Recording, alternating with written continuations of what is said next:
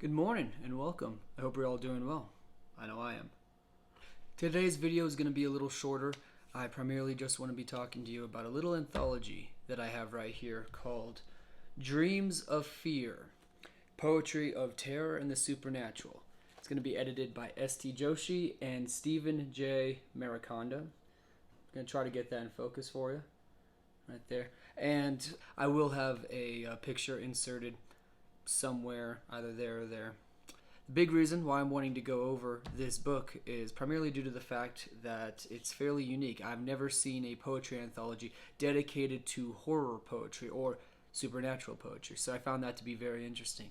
So obviously, like the name suggests, this book is going to have a particular theme, and that is, of course, poetry that revolves around the themes of horror and the supernatural. And while yes, you are going to have the typical names that you think of when you think about horror poetry, so obviously Lovecraft, Edgar Allan Poe, Clark Ashton Smith, but there is also a wide variety of authors included in this book, and some that even surprised myself. So the contents of this book are basically arranged into 5 different sections, and these are going to be essentially time frames from when the authors were both born and passed away, and primarily when the actual poem included was published. So the first section is going to be the ancient world. This is going to include Homer and Horace. So there's going to be an excerpt from the Odyssey as well as Horace's episode 5. The second part is going to be the Middle Ages in the 18th century. So this is obviously going to include Dante, John Donne, Milton, and Shakespeare. And I believe there's some excerpts from both Hamlet and Macbeth. The third section is going to be the Gothics and the Romantics. So you have John Wolfgang von Goethe, which I probably mispronounced that, but I know him as the author of Faust. So I was surprised to see him in here.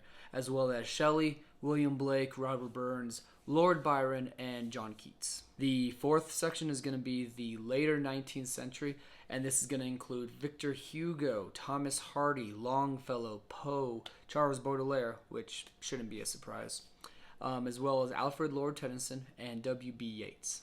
So the final section, the fifth section, is going to be the 20th century, and this is going to be comprised of authors like George Sterling, whom I highly recommend, Robert Service, Park Barnett, Robert Frost, Lord Dunsany. This also includes modern-day writers in weird fiction and horror like W.H. Pugmire, I also know is in here. So as you go through the book, before each individual author's poetry, there's actually a small bio along with information about the included poetry in this book. And that, of course, is going to include when the original poem was actually published.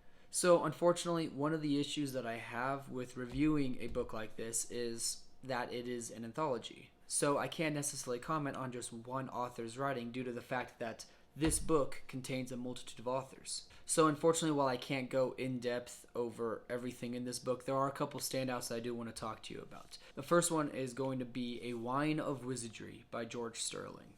So if you have never read George Sterling before, I cannot recommend him enough. He is by far one of my favorite poets, and unfortunately he's almost completely forgotten today. So essentially, A Wine of Wizardry is an epic poem about a man's journey through the cosmos, and primarily what evils he witnesses amongst alien stars and in the darkest corners of our universe. So for those of you who are well acquainted with the works of H.P. Lovecraft and Clark Ashton Smith, A Wine of Wizardry is very similar due to the sense of cosmic awe that it provokes.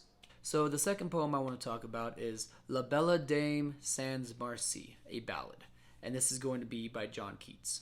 So obviously, since this is a ballad, it is going to be pertaining to love. Or I suppose in this case, love lost. However, it's not scary. It's not a poem about terror. It does have some supernatural elements, but it almost comes off as whimsical, almost like a fairy tale. But the reason why I'm including this is to kind of show you the variety that's in this book. Yes, all of the poems have a similar theme.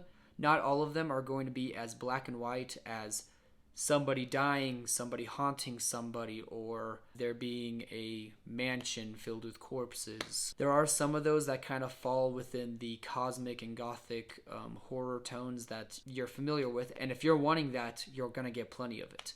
But you are going to get some variety even if you don't naturally gravitate towards horror and the supernatural.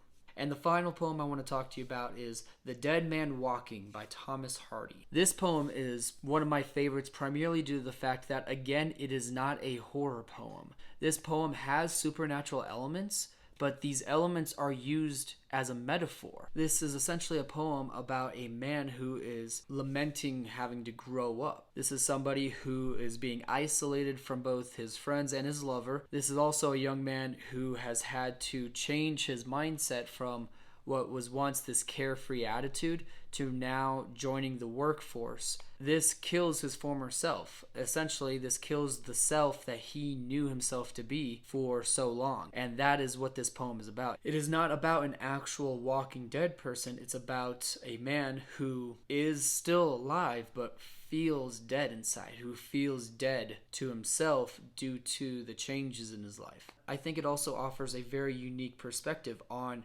growing and aging and changing. This book is an absolute dream for anybody who loves both the rhythm and beauty of poetry and the spine-tingling chill of a horror story. Within this book, you have haunted manors, lamenting dead lovers, creeping specters, decaying corpses, nightmare-cursed sleepers, not to mention foreboding atmosphere from cover to cover.